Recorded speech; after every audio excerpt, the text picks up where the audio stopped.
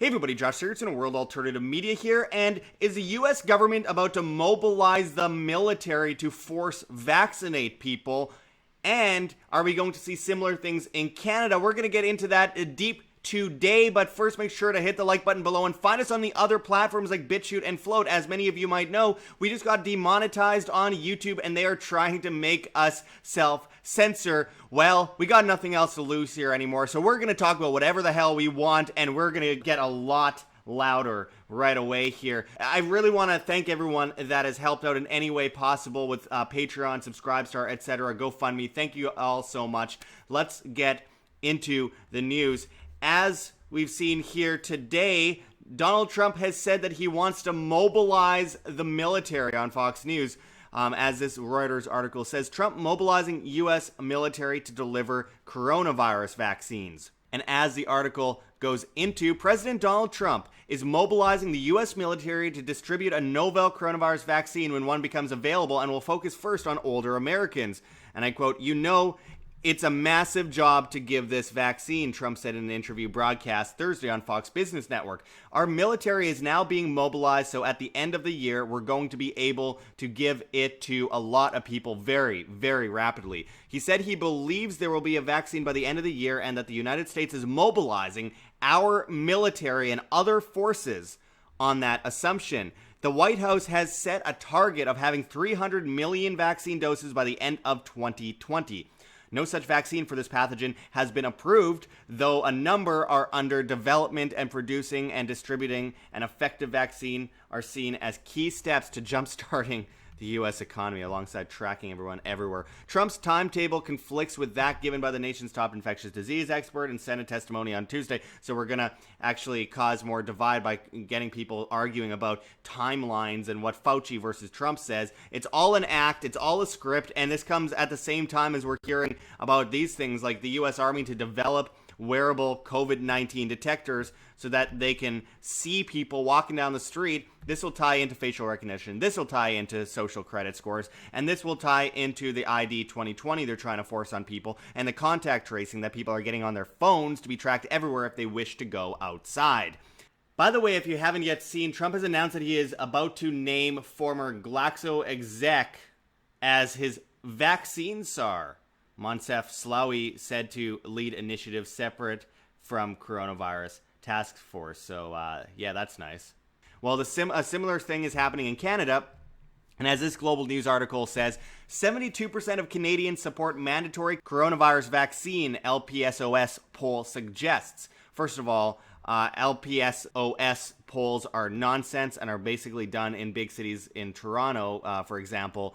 So I don't believe the actual number, but nonetheless, there are a lot of brainwashed people out there. It says more than 2/3 of Canadians believe a vaccine for COVID-19, the disease caused by the novel coronavirus, should be mandatory for all. A new poll by LPSOS suggests.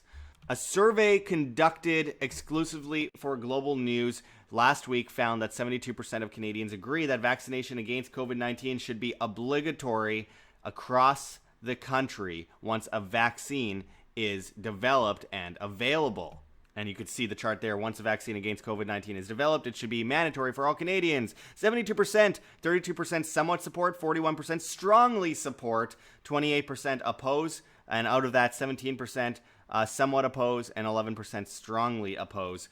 Oh my God. 41% strongly agreed with the idea, while 32% somewhat agreed. Similarly, 67% of Canadians agreed that the country should have the ability and capacity to vaccinate against COVID-19 before reopening businesses and society. My friends, more people will die from the shutdowns, from the economic trauma, than the virus itself. And they are trying to hang this over their people's heads, because originally they said 3.7% to 7% of people will die from the coronavirus. Then it was dropped to 0.08% to 0.2%. And they're now saying, well, we got to find some way to control people more. And obviously they're going to step it up. There's going to be a second wave. They're going to bring children into it. All these horrible things will continue to happen.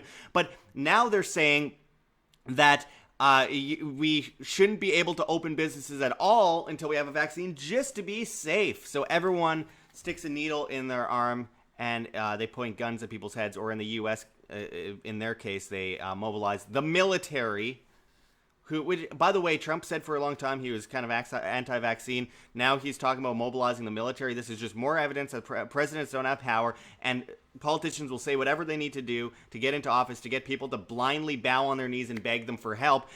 Trump has been really good at making people believe or trust the plan, quote unquote, and not do anything. Militias are barely doing anything right now in the biggest power grab in American history. And then people on the left are attacking anyone that dares to want to open their business.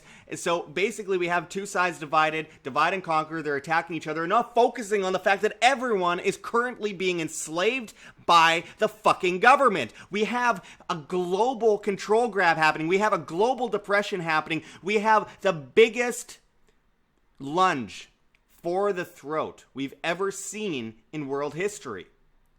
And we're arguing over what Trump said or what Biden said or who's right about the coronavirus and who's wrong, and talking about masks and stuff. This is much bigger. This is pushing people onto the streets, impoverishing people so they're dependent and beg the government for help, forcing them into their homes like kennels, forcing them to walk around with a muzzle while following arrows in a convenience store. Big businesses that they're allowed to stay open while killing all the small businesses. Forced vaccinations, social credit scores based on ID 2020, stopping you from being able to travel or do whatever you want when you haven't been vaccinated.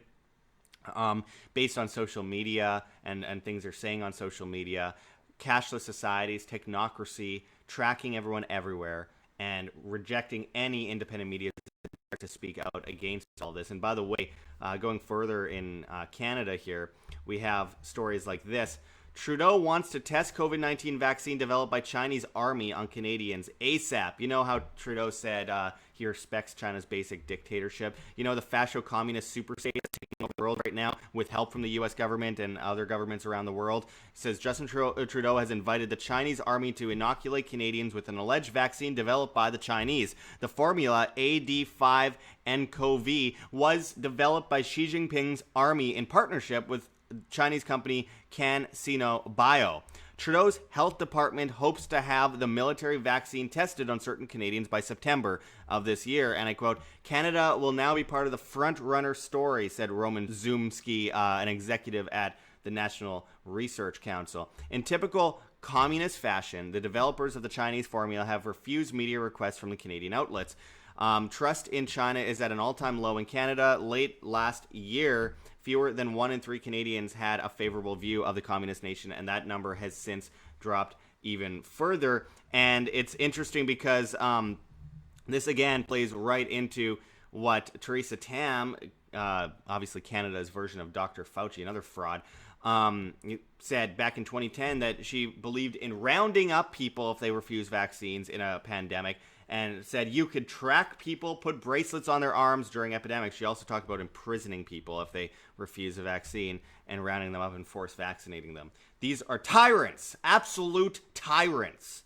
And we see the Chinese company refusing media requests, which is going to happen. That's the way it works. Canada has a similar thing as well that's gone back many years, and I've told people about this when I confronted Trudeau and called him a scumbag years ago, that I went to the press conference and the press corps with the Prime Minister came up to people and said, here are the questions you're allowed to ask Justin Trudeau, and these are it. Pick one of these questions. He'll have a script for it. He'll answer it, and I refuse to do that. But all the mainstream medias went along with it. We are in an absolute information war. We are in an absolute health war. We are in an absolute all-out war with the government right now. That or you submit and forever hold your peace. Obviously, I was demonetized for refusing to toe the line of the World Health Organization. The World Health Organization funded by Bill Gates, some billionaire that for some reason people trust. You know, that hangs out with Jeffrey Epstein, rapes kids. And then you have the World Health Organization's head, Tedros, having been one of the top members of the Ethiopian Communist Party. They work hand in hand with China, as does most of the United Nations branches, where the IMF years ago said they wanted to base their headquarters in Beijing. This goes back to Henry Kissinger meeting with Mao Zedong, who killed 50 million people, leading into Zbigniew Brzezinski under Jimmy Carter, creating the Trilateral Commission and calling for a global technocracy. And China was his ideal state, and now we see this today. It all is coming together like a perfect episode of Black Mirror. And Why are they even forced why would they even need to force, like, the numbers are so low compared to what they said. Even if they were as high as they said, there's absolutely no justification for coercion. No justification. But it comes down to individuals defending their life, liberty, and property. And if you are going to submit to such a thing, then I don't know how I can save you guys. But Daily Mail says, mouthwash could protect against COVID-19 by destroying the outer layer of fat the virus uses to bind to human cells, scientists suggest. Okay, so why develop a massive vaccine? Just drink some mouthwash. In my case, I took a bunch of vitamin C, 25,000 milligrams of vitamin C. But I'm not allowed to say that anymore. YouTube's taking down videos if you talk about taking vitamin C with coronavirus. We've been completely demonetized. I'm homeless right now. I'm living in Mexico. I really appreciate everyone that's helped me in so many ways. You guys are seriously, I can't tell you how much it means to me. And all the outpouring of support, it means a lot. We are at our end game. This is our end game. This is it. And if we don't move now, we're fucked. By the way, I'm allowed to swear on YouTube now because they demonetized me. So why would I care about that anymore? Let me know if you don't want to hear that or whatever. I'm just being honest. It's my natural instinct is to be angry and call this stuff out, and sometimes swearing comes along with it. But look, we are going to continue to do videos that are even more hard-hitting than ever before. We have absolutely nothing left to lose here on YouTube anymore, and we are going to continue calling out the snakes out of the den, and nothing's going to stop us. Nothing. They can take us down from YouTube. We'll still be on BitChute. We'll still be on float.app. That's flote.app. Go follow us there at Josh Sigurdson as well as at Wham, and on BitChute at World Alternative Media. And yes, I'm on Library at Wham, W-A-M. Anything you guys can do to help, I really appreciate it. We're going to be talking with people high up in the vaccine community very shortly, including a guy from India who's witnessed what happened to people in India with vaccines. People like Robert F. Kennedy Jr., which we're hoping to get in contact with soon. Del Bigtree, a return guest here at Wham. You're not allowed to monetize content on YouTube if you talk about vaccines. My content isn't monetized. We are user-funded, my friends. Anyway, appreciate everyone tuning in, and until next time, this is Josh Sigurdson signing out from World Alternative Media. Find the truth, be the change, and resist.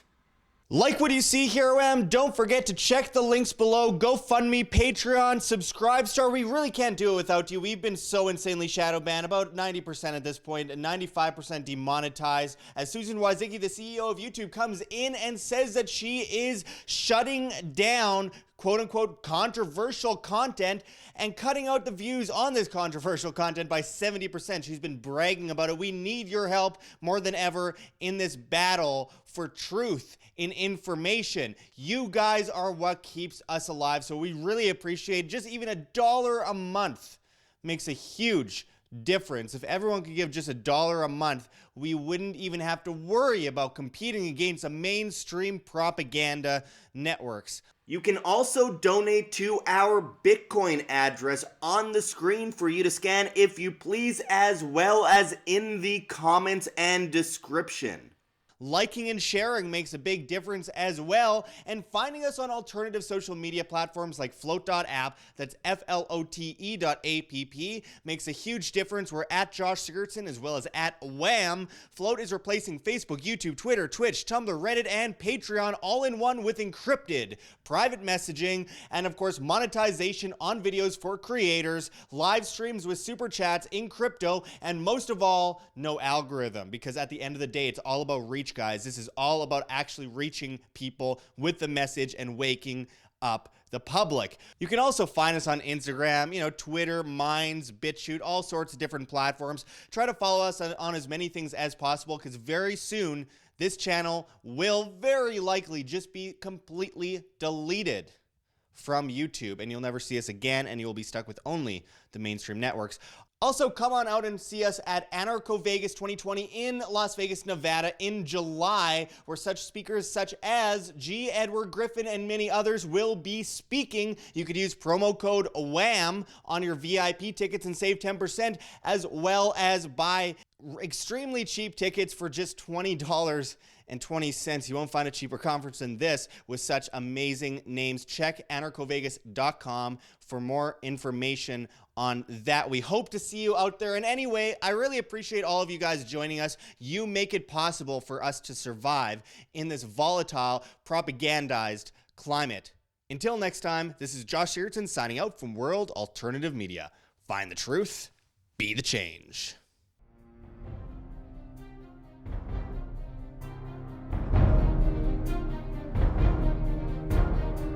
I'm sure you have already changed people's minds in your young age because you're involved, and I like that.